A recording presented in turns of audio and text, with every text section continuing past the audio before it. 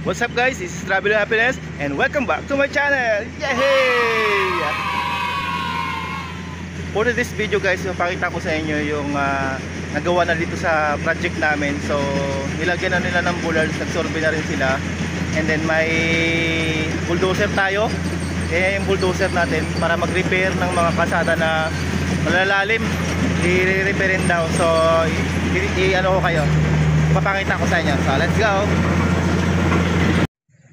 So ito guys yung yung re-repair nila ng mga kalsada. Yan yung itong malalalim na ito. Yan. Kasi malalalim siya, yung truck kasi tagilid. So kailangan nilang repairin niya yung mga kalsada na ito. Yung grader kasi namin nandoon sa may kabilang dulo. Nag-item 200 na yun sila. So siya muna yung magre-repair ng kalsada dito para maayos ito at saka madaanan ng mga truck namin. May mga kargang graba. So yun na nga guys. Yan medyo malalalim siya. So kailangan niyang pantayin niya at saka kahit na hindi na kailangan ng pison dahil mabigat na siya, siya na rin yung magpipison, di ba? So yun ang doon, yung advantage noon. Kasi yung grader nandoon din yung pison para doon sa item 200 at saka para sa preparing for tawag dito sa ng kalsada natin. So ipapakita ko pa sa inyo guys yan doon sa unahan kasi nandoon na yung bulldozer. At saka re-repairin niya na yung kalsada doon sa may dulo. Samahan niyo ako guys at ipapakita ko sa inyo.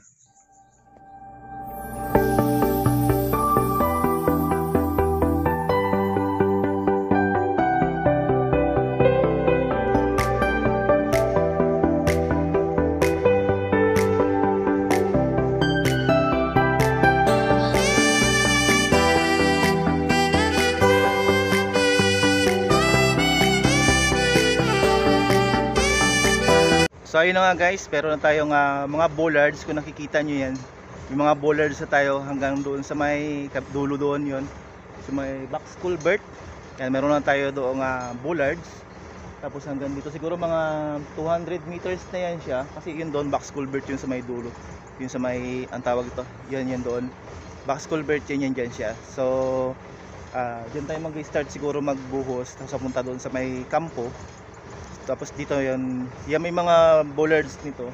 Ito yung parang pinaka center line ng kalsada, pinakakalahati ng kalsada yan nandiyan dyan. So at mag-aantay lang tayo ng mga ilang araw lang para naman sa pagbubuhos o pag-prepare ng mga ng kalsada. So hanggang dito sa may kabila guys, meron na rin tayong bollards. Hanggang doon rin yan siguro ang nalagay nilang mga bollard, simula doon sa may kabila hanggang dito mga na rin siguro mga 400 meters to 500 meters, mga ganun kahaba na yung nalagay nilang bollard. So mag-aantay lang tayo ng mga linggo para sa preparing ng item 200 at saka masurvey na rin itong kalsada at ma-preparing na para sa buhos natin mga next week o susunod na linggo pa, mga ganyan siya. So antayin tayo kayo guys at mag-video tayo ulit sa mga pagbubuhos natin sa kalsada. At tawag ito, i-share ko rin sa inyo yung mga ginagawa ng ibang mga tawag dito, mga subcon, kumbaga nagtatrabaho sa kalsada. So samahan niyo ako guys sa aking mga video. So wag niyo pong i-skip yung mga ads natin, so malaking tulong po yung para sa akin. Kasi sintabos lang naman po yan. So malaking tulong po yan sa akin yung hindi nyo pag-skip ng aking ads, no? So maraming salamat po sa inyong lahat guys, sa aking sa inyong lahat, sa walang sawang pagsuporta sa aking YouTube channel. Yan. So samahan nyo ako ulit guys doon sa iba pa nating pupuntahan. So let's go. So yun na nga guys, nandito tayo ulit sa area na yung pagre-repair nila doon sa may kabila. So hindi ko na kayo naisama doon sa pag-repair natin kanina doon sa may bulldozer ng kalsada kasi may naantay pa silang truck para doon itambak yung ibang mga graba. So nandito tayo guys sa samahan niyo ako guys dito. Ipapakita ko sa inyo kasi nagka-cutting sila ng kalsada. So dito nga meron ditong ilog. O ayun, may mga bibi pa sa may kabila. Gre-repair sila dito kasi yan, malapit siya dito sa may tubigan. Malambot yung yung area, pero nalagyan na nila ng tubo yata dito. Yung tubo na tinatawag ay culvert. So nagatambak sila dito ng item na 200. Hindi naman sa 200, basta graba siya. Nilalagay hanggang doon sa may taas. Kasi nagkakating pa sila ng ng lupa. So ito guys, ano ko sa inyo. Makikita nyo sa ko guys, yung maraming palm oil, di ba? Yung mga palm oil yan, dami. Daming palm oil guys. Hanggang doon sa may likod, sa unahan, meron pa doon. Yun, marami pa doon sa may kabila. So yun, nandito tayo guys sa kinakating nila. Pero ang bulldozer nandoon nga, nagre-repair doon sa may dulo. Doon yung bulldozer. So ito yung tinambak nila nung isang araw na graba. Tapos nandito tayo sa nire-repair nila. Pero hindi pa tapos kasi nga tawag dito, pinapatigas muna nila yung sa may kabila. Tapos dito sa may area na to, may yung kabilang lane niya hindi pa tapos kasi mataas pa siya, di ba? Mataas pa yung kabilang lane. So dito sa may kabila mababa na, tapos doon sa may kabilang taas pa siguro mga 1 meter yan. Ang taas niya, yan. Oh. Ito na yung na-repair nila guys. Yan, dito tayo ngayon. Sinasama ko kayo kasi pakita ko lang sa inyo. So, mataas pa, di ba? Mataas yung area. Yung kakatin pa nila. Kailangan pa nilang patigasin ito dito sa may kabilang lane. Tapos bago nila padaanan, or yung kabila naman yung kanilang bubungkalin. Kasi yung tawag dito, yung bako sira. Nasira nung isang araw. Tapos yung pesa kararating lang kaninang kagabi. Karating lang kagabi. Tapos pati yung pesa ng truck na nasira din, dumating kagabi. Tapos pinakuha na doon sa terminal at aayusin. Diretso na sila doon sa yung mga mekaniko natin nandoon na sa field. So ito, sira din guys yung bako. Ayan yung bako nasira. So tara, samahan niyo ako guys at ipapakita ko sa inyo yung bako natin. So marami pa itong kailangan na repairin guys. Yan marami pa ang kailangan na repairin. Nagkabit na rin pala sila ng tubo dito sa may kabila. Yan, ito guys yung sira yung bako. Yan, binaklas na pala nila yung nandoon sa may loob guys. Yun binaklas na nila. So yun ang aayusin nila.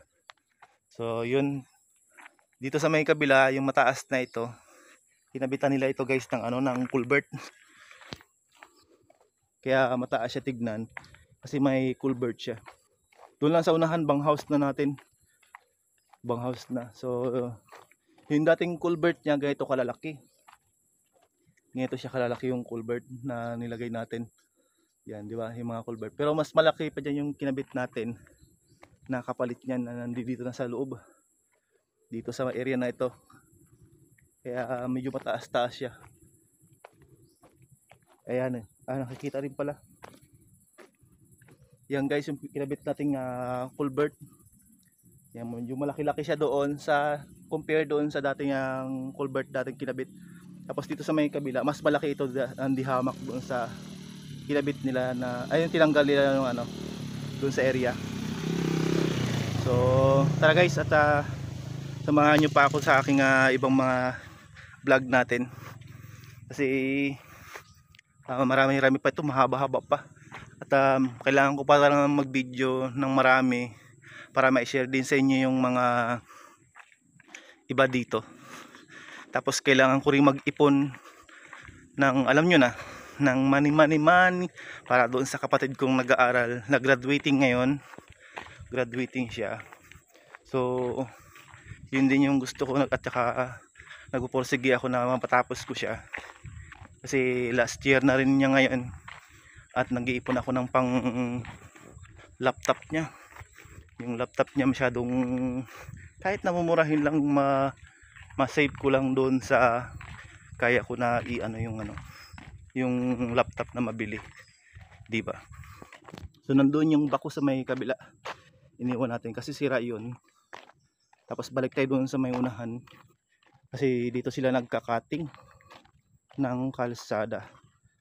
So pag matapos nila itong i-cutting sa may kabila at magtigas, yung kabilang side naman yung kakat nila. Para pagdating ng pwede nang daanan dito sa may kabilang side. Yan. Balik tayo dito sa may unahan kasi nandoon yung ating sasakyan. Nandito tayo, di ba? Oh. Yan. Dito tayo nire-repair ng mga kalsada, guys. Oh, yan, di ba? Masyadong mahaba yan, guys. Hanggang doon niya siguro mga 40 to 40 meters. Yan, binubungkal nila. Binubuldoser para maayos yung kalsada.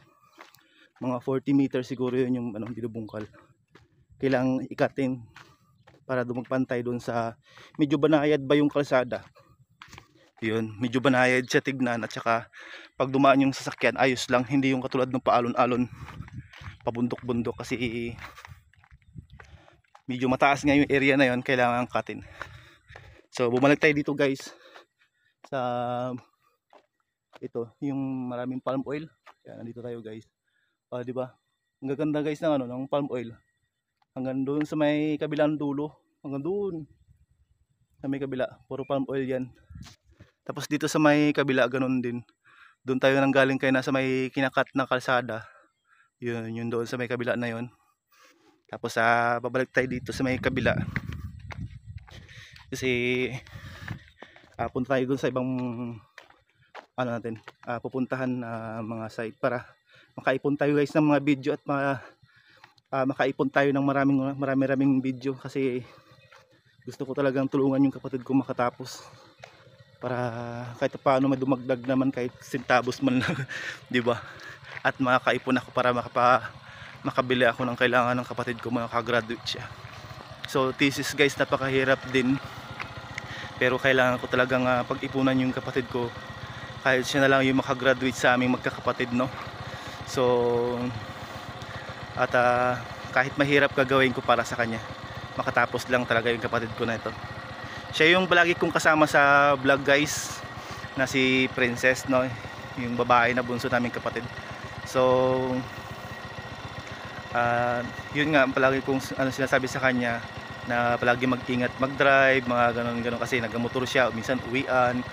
Tapos dun sa kanya sa pag-aaral niya, okay naman na naka-enroll na rin siya. Tapos kailangan niya nga ng tawag dito, kailangan niya nga ng nag-thesis na siya sa thesis. So medyo mahirap-hirap, at saka kailangan niya ng laptop nga. At yun nga yung isa kong gusto kong pag-ipunan, yung laptop talaga, guys. Kasi kahit na mumurahin lang, gusto ko talaga siya bilihan para lang matuloy-tuloy. Sabi nga niya sa akin at saka doon kay nanay na maghinto na lang daw siya, wag na siya mag-aral, para magtrabaho na lang daw siya. Sabi ni nanay, wag na, kasi kung saan sa malapit na ay maghihinto pa siya, o di ba? Sabi ko naman, wag, idiretso mo na lang yan, gagawa natin ng paraan yan. Tsaka sabi ni nanay, idiretso na lang nga daw para hindi naman sa kasi kunti na lang, ilang buwan na lang din, January, February, March o April, May, mga 4 months o 3 months na lang, di ba, na paghihintay. At least magawa ng paraan yun na makagraduate lang yung kapatid ko talaga. Gusto ko talagang mapagraduate siya. So yun nga, guys, at na-share ko sa inyo yung konti kong hinaing, at gusto ko lang talaga mapatapos yung kapatid ko. So maraming salamat sa inyo, guys, at na-share ko rin sa inyo yung iba nating gawain dito sa project site. Yun, thank you so much sa inyong lahat, guys, at sinamahan nyo akong muli dito sa aking pagbibideo. See you sa next vlog, guys. Huwag nyo pong i-skip po yung ating ads, at malaking tulong po yan para sa akin at saka sa pag-iipon ko po para sa pagbili ng aking laptop para sa aking kapatid na po. So see you, guys, sa next vlog natin. Maraming salamat po sa inyo lahat. Shout out sa lahat na pupunta sa aking premiere. Thank you so much kay Kapitana Binusa at sa lahat ng pumupunta sa aking premiere. Thank you so much sa walang sawa niyong pagsuporta sa aking Tita MBTV, Tita Angeng P, Ma'am Lorna Magday. Basta hindi ko na kayo maisa-isa lahat, kay Ate Ning. Hindi ko na kayo maisa-isa. Basta maraming salamat po sa walang sawa niyong pagsuporta sa aking video. Hanggang sa muli, paalam.